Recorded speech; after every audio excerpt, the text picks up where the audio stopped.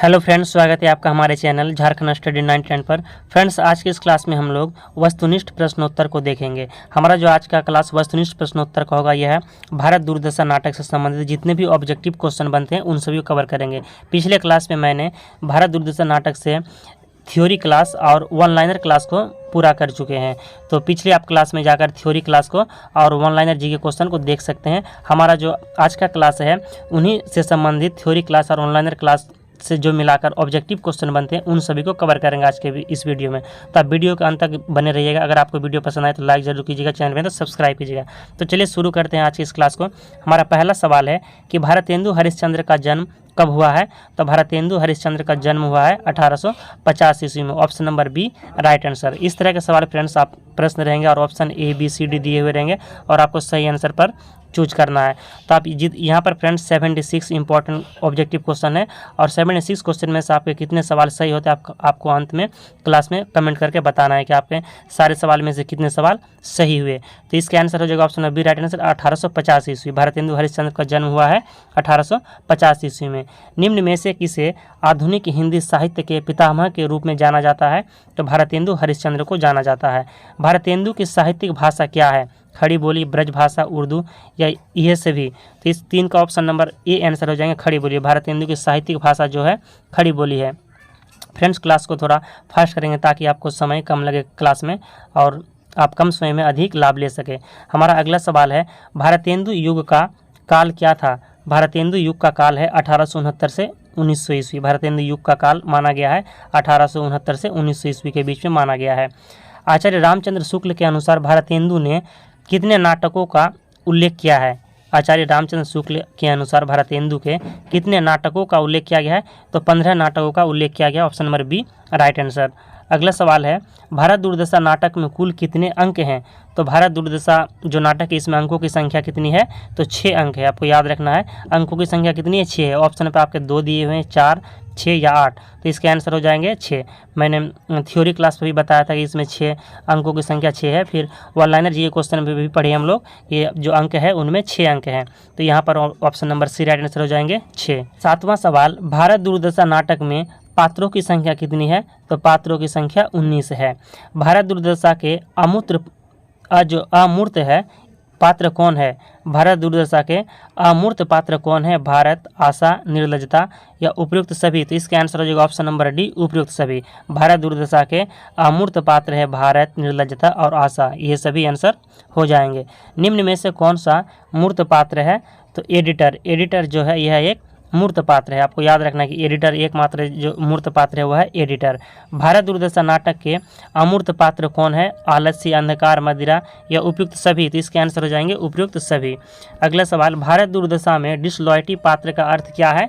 तो देशद्रोह। डिसलॉयल्टी जो पात्र है इसका अर्थ है देशद्रोह। भारतेंदु ने गौरवशाली अतीत के बावजूद दिनहीन मृतप्राय वर्तमान का मूल कारण किसे माना है। तो इसके आंसर हो जाएगा ऑप्शन नंबर ए आपसी कलह। आपसी कलह को माना है। सबसे पहले जेहि इक्सर धन बल दीनो, सबसे पहले विद्याफल जिन गहि लीनो। यह भारत दूरदर्शा नाटक के किस अंक से लिया गया है। तो पहला अंक से लिया गया है। Option number A right answer पहला अंक। भारत दूरदर्शा के किस अंक में भारतेंदु ने अंग्रेजों द्वारा भारत से धन लूटकर ले जाने की चिंता जताई है। तो पहला अंक में। हरिश्चंद्र को भारतेंदु की उपाधि किसने दी है। तो बनारस के विद्वानों ने। बनारस के विद्वानों ने हरिश्चंद्र को भारतेंदु की उपाधि दी है। भारतेंदु का प्रथम नाटक माना जाता है किसे। प्रेम जोगिनी, चंद्रावती, विद्या सुंदर या नील देवी। तो 16 का हो जाएगा option number B right answer Vidya Sundar. Bharatendu का प्रथम नाटक माना जाता है विद्या सुंदर को। चंद्रावली को भारतेंदु की आत्मा का प्रतिरूप किसने कहा है। तो option number B right answer Ramvilas Sharma ने कहा है। नाटक भारत दूरदर्शा के किस अंक में भारत का प्रवेश होता है। पहला, दूसरा, तीसरा या चौथा। तो इसका आंसर हो जाएगा ऑप्शन नंबर बी दूसरा। भारत जो नाटक भारत दूरदर्शा के किस अंक में भारत का प्रवेश होता है। तो दूसरे अंक में प्रवेश होता है। अगला सवाल है नाटक भारत दूरदर्शा में फटे कपड़े पहने, सिर पर अर्ध किरीट, हाथ में टेकने की छड़ी, शिथिल अंग किसके रूप की व्याख्या है। तो इसके answer option number C Bharat. Bharat को अपनी दुर्दशा देखकर किसकी याद आती है। श्री कृष्ण की, दुर्योधन की, भीम की या कर्ण की। तो इसके आंसर हो जाएंगे ऑप्शन नंबर बी दुर्योधन की। सूच्यग्रम नैव दास्यामि विना युद्धेन केशव, यह कथन किसके द्वारा कहा गया? यह जो कथन है, यह कथन किसके द्वारा कहा गया है? तो यह कथन कहा गया है दुर्योधन के द्वारा। 21 का आंसर हो जाएगा option number B right answer, Duryodhan. अरे पामर डैश, अरे पामर तेरे उत्पन्न हुए बिना मेरा क्या डूब जाता, उपयुक्त कथन में से रिक्त स्थान भरिए। तो यहाँ पर खाली स्थान पर क्या हो जाएंगे कथन? तो इसका आंसर हो जाएगा जयचंद्र। हाय अब मुझे कोई शरण देने वाला नहीं, माता राजेश्वरी विजयिनी मुझे बचाओ। उपयुक्त वाक्यों में भारत किसे अपनी रक्षा के लिए पुकारता है? तो option number A right answer हो जाएगा महारानी विक्टोरिया। महारानी विक्टोरिया को अपनी रक्षा के लिए पुकारता है। जब किसी व्यक्ति साहस और स्वाभिमान पूरी तरह नष्ट हो जाता है तब व्यक्ति कायर होकर किसका सहारा लेता है? तो निर्लज्जता का सहारा लेता है। जब अपनी व्यथा में डूबकर भारत मूर्छा खाकर गिरता है तो उसके प्राण बचाने कौन आता है? तो इसका आंसर हो जाएगा ऑप्शन नंबर सी, ए तथा बी दोनों, यानी निर्लज्जता और आशा, ये दोनों आते हैं कि जब अपनी व्यथा में डूबकर भारत मूर्छा खाकर गिरता है तो उसके प्राण बचाने कौन आता है? तो सी आंसर हो जाएंगे, ए तथा बी दोनों, यानी निर्लज्जता और आशा। फ्रेंड्स, यहाँ पर ऑब्जेक्टिव क्वेश्चन पर अगर कुछ सवाल अगर मिस प्रिंटिंग टाइपिंग की वजह से, मिस टाइपिंग की वजह से आप गलत हो जाते हैं तो आप कमेंट करके जरूर बताइएगा कि इसके सही जवाब क्या हो सकते हैं। निम्न में से कौन लड़की के वेश में है? तो option number A right answer Asha. Asha जो है लड़की के वेश में है। नाटक के किस अंक में स्थान शमशान टूटे फूटे मंदिर का प्रयोग किया गया है? तो 27 का ऑप्शन बी राइट आंसर का दूसरा।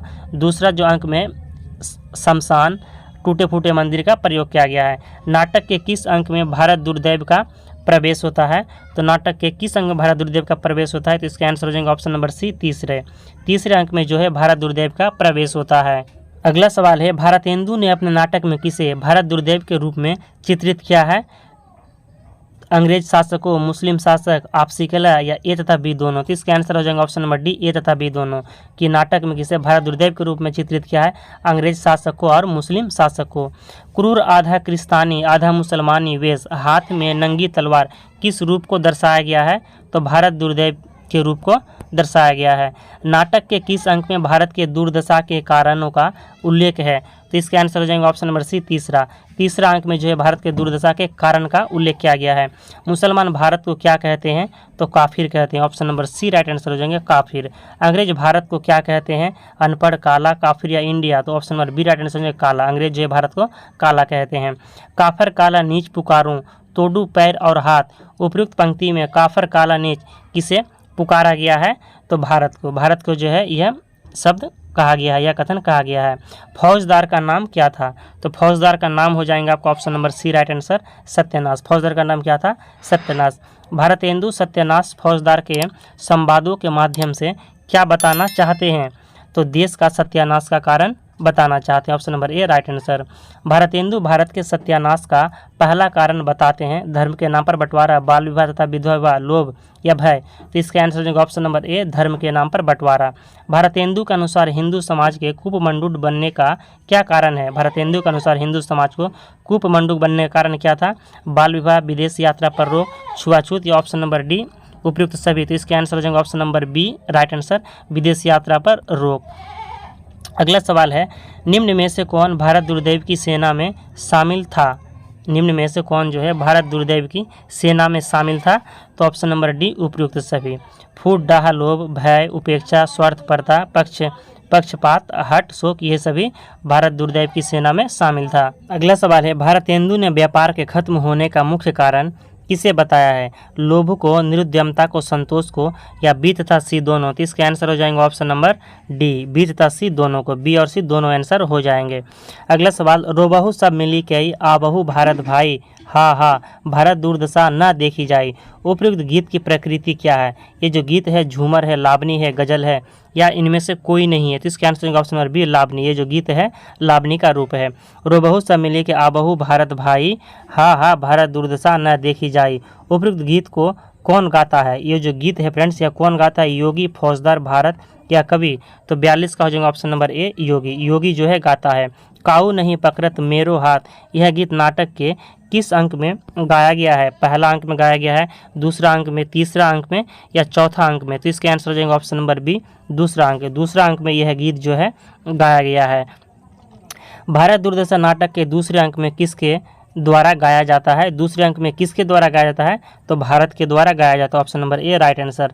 अरे उपजा ईश्वर कोप से, मुझे तुम सहज न जानो जी, मुझे एक राक्षस मानो जी, यह गीत किसके द्वारा गाया गया है, तो भारत दुर्दैव के द्वारा गाया गया है। रोग तथा आलस का प्रवेश नाटक के किस अंक में होता है, तो चौथा अंक में। चौथा अंक पे जो है रोग का प्रवेश होता है।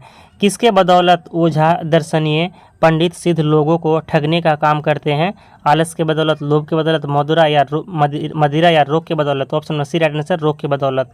महाराज भारत तो अब मेरे प्रवेश मात्र से मर जाएगा, घेरने का कौन काम है, यह कथन किसका है, तो यह जो है रोग का कथन। Option number B right answer हो जाएंगे, रोग। मतलब कि रोग के आने ही तो भारत जो है रोग मात्र से ही मर जाएगा, इसमें फिर घेरने का कौन सा काम है, यह कथन रोग का है। डॉक्टरों के द्वारा रोग से लड़ने वाले उपाय, टीका लगाना इत्यादि लोग किस डर से मना कर देते हैं, तो शीतलता। Option number A right answer, शीतलता के कारण मना कर देते हैं। अगला सवाल है, भारत दुर्दैव किसे पान का बीड़ा देता है, तो रोग को। दुनिया में हाथ पैर हिलाना नहीं अच्छा, पर मर जाना पैर उठा के कहीं जाना नहीं अच्छा। उपयुक्त गीत की प्रकृति क्या है, ये जो गीत है तो इसकी प्रकृति क्या है, तो इसके आंसर हो जाएंगे ऑप्शन नंबर बी गजल। ये जो गीत है गजल की, दुनिया में हाथ पैर हिलाना नहीं अच्छा, मर जाना पैर उठा के कहीं जाना नहीं अच्छा। पैर का मतलब यहाँ पर पैर हो जाएंगे कि दुनिया में हाथ पैर हिलाना नहीं अच्छा, मर जाना पैर उठा के कहीं जाना नहीं अच्छा, यह जो है गजल है। दुनिया में हाथ पैर हिलाना नहीं अच्छा, मर जाना पैर उठ के कहीं जाना नहीं अच्छा। उपयुक्त गीत नाटक के चौथे अंक में कौन गाता है, यह अंक जो है कौन गाता है, तो इसके आंसर हो जाएंगे आलस्य। आलस के कारण इंसान जो है मतलब कि हाथ पैर भी नहीं हिलाते हैं, मर जाते हैं पर कहीं उठकर जाना नहीं चाहते हैं, यह जो है गजल है और यह आलस को इंगित करता है। त्वंगरी बदिलस्त न बमाल, इसका अर्थ क्या है, तो इसके आंसर हो जाएगा ऑप्शन नंबर ए अमीर हृदय से है धन से नहीं। त्वंगरी बदिलस्त न बमाल का अर्थ है अमीर हृदय से है धन से नहीं। भारत दुर्दशा में मदिरा को किसकी कन्या माना गया है, तो भगवान सोम। इसका आंसर हो जाएंगे ऑप्शन नंबर सी भगवान सोम। 55वां सवाल, देवताओं द्वारा मदिरा को क्या कहा जाता है, तो ऑप्शन यहाँ पर मध्य है, ऑप्शन बी में सोम है, सूरा है और ऑप्शन डी पे शराब है, तो इसके आंसर हो जाएंगे सूरा। देवताओं द्वारा मदिरा को सूरा कहा गया है। मदिरा के संदर्भ में कौन सुमेलित नहीं है, सोमपान हिंदू, वीर यमन बौद्ध, शराब तहूरा मुसलमान या रम क्रिस्तान, तो इसके आंसर हो जाएंगे 56 का option number D right answer, रम क्रिस्तान ये जो है सुमेलित नहीं है। मधुआ पीले पागल जीवन बीत्यो जात, बिनु मद जगत सार कछु नाही मान हमारी बात, ये जो कथन है ऐसी, इसके बाद है ऐसी सिद्धि छोड़ी मन मूरख काहे ठोकर खात। उपयुक्त गीत में किसके नुकसान को बताया गया है, तो यह जो है मंदिरा के नुकसान को बताया गया है। जय जय कलयुग राज की, जय महामोह महाराज की, अटल छात्र डैश काज की, कलह अविद्या साज की। उपयुक्त गीत किसके द्वारा गाया जाता है, तो इसके आंसर हो जाएंगे ऑप्शन नंबर सी अंधकार, सी राइट आंसर हो जाएंगे। अंधकार के द्वारा किसके द्वारा गाया जाता है, तो अंधकार के द्वारा गाया जाता है। अगला सवाल है, भारतेंदु ने अपने नाटक भारत दुर्दशा में अज्ञान और जड़ता के प्रतीक के रूप में किस पात्र को प्रस्तुत किया है, एडिटर, देशद्रोह, अंधकार या रोग, तो 59 का हो जाएगा option number C right answer अंधकार। भारतेंदु ने चोर, उल्लूक और लंपटों का एकमात्र जीवन किसे कहा है, ईर्ष्या को, मदिरा को, लोभ को या अंधकार को, तो इसके आंसर हो जाएंगे ऑप्शन नंबर डी अंधकार को। अंधकार को जो है उल्लूक, चोर और लंपटों का एकमात्र जीवन कहा है। पर्वतों की गुहा, शोकितों के नेत्र, मूर्खों के मस्तिष्क में किसका निवास होता है, तो इसके आंसर हो जाएंगे ऑप्शन नंबर सी अंधकार, अंधकार का निवास होता है। आध्यात्मिक और आधि भौतिक किसके दो स्वरूप हैं, आध्यात्मिक और आधि भौतिक जो है अंधकार के दो स्वरूप हैं। अगला सवाल है, नाटक के कौन से अंक में एक 7 सदस्यीय कमेटी की बैठक होती है, किस अंक में जो है एक कमेटी की बैठक होती है, यह किस अंक में कहा गया है, तो 5वें अंक में कहा गया है। 7 सदस्यों की कमेटी में कौन शामिल नहीं था, एक बंगाली, एक महाराष्ट्री, एडिटर या भारत, इसके आंसर हो जाएगा option number D Bharat. Bharat जो है सदस्य में शामिल नहीं थे। सभा किसके कारण भंग हो जाती है, तो डिसलॉयल्टी के कारण, डिसलॉयल्टी के कारण भारत जो सभा जो है भंग हो जाती है। सभा के सदस्यों को डिसलॉयल्टी के द्वारा किस एक्ट के तहत पकड़ा जाता है, तो इंग्लिश पॉलिसी एक्ट के तहत, option number B right answer, English policy act के तहत पकड़ा जाता है। भारत भाग्य पात्र का प्रवेश नाटक के किस अंक में होता है, तो इसके आंसर हो जाएगा ऑप्शन नंबर ए छठा अंक में जो है भारत भाग्य पात्र का प्रवेश होता है। जागो रे भारत भाई नामक गीत कौन गाता है? तो जागो रे भारत भाई नामक गीत जो है भारत भाग्य गाता है। Option number C right answer. Bharatendu के अनुसार विद्या का सूर्य किस दिशा में उदय होता है? तो पश्चिम दिशा में, यानी पश्चिम से उदय होता है। अगला सवाल है, अथक प्रयत्न के बाद भी जब भारत नहीं उठता है तो भारत भाग्य क्या करता है? तो आत्महत्या कर लेता है। Option number C right answer है, आत्महत्या कर लेता है। भारतेंदु कृत भारत दुर्दशा किस साहित्य का रूप है? नाटक साहित्य, जीवनी, उपन्यास, इनमें से कोई नहीं। इसके आंसर हो जाएंगे ऑप्शन नंबर राइट आंसर, नाटक साहित्य है। भारतेंदु की मृत्यु किस वर्ष हुई है? तो भारतेंदु की मृत्यु जो है 1885 में हो गई है। किस भारतीय साहित्यकार को हिंदी साहित्य में आधुनिकता के अग्रदूत कहा जाता है? तो भारतेंदु हरिश्चंद्र को कहा जाता है। भारतेंदु के पिता का नाम क्या था? तो भारतेंदु के पिता का नाम गोपाल चंद्र था। Option number A right answer, Gopal Chandra. Hindi साहित्य व हिंदी रंगमंच के पितामह किसे कहा जाता है? तो भारतेंदु हरिश्चंद्र को कहा जाता है। हिंदी साहित्य का पितामह भारतेंदु हरिश्चंद्र और हिंदी साहित्य रंगमंच के पितामह भारतेंदु हरिश्चंद्र को कहा जाता है।